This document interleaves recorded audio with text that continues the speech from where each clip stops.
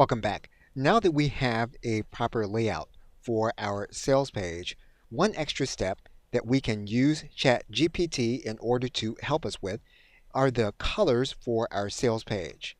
Now, we may or may not get solid information, but we may get suggestions on the background color. We may be able to get suggestions on the color of our headlines. We may be able to get suggestions for the color of our subheadlines, as well as our text. And so because of that, we're going to go ahead and ask ChatGPT for these suggestions.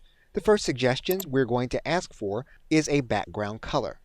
Now, once again, we are talking to a machine, and we are talking to a machine that has now context that we have been giving it in one conversation about one subject. So now we're going to ask for a specific aspect of the layout.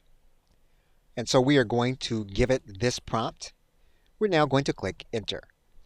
And ChatGPT gives us a suggested background color, which we can test to determine if that's what we want to do. What we now want to do is we want to ask ChatGPT for a suggested color for our headline as well as for our subheadlines. And so we are going to give ChatGPT a simple command, and we're now going to click Enter. And so we have suggestions for the background color, we have suggestions for our headline, and finally, we want to have suggestions for the text of the actual letter. So we're going to write one more prompt to ask for that information. And we're now going to click Enter. Now, more than likely, what we should have done with the prompt in suggesting colors for the main headline or subheadlines is we should have specified that we wanted that information for the sales letter in the above layout. Again, we are talking to a machine, and in some cases, the machine may not know the full context, even though we are still operating in one conversation within ChatGPT.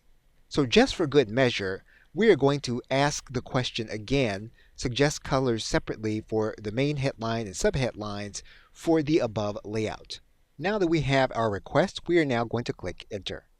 And what we have proven with this response that ChatGPT has given us is it actually did understand the context that we had given it when we asked for this information right above.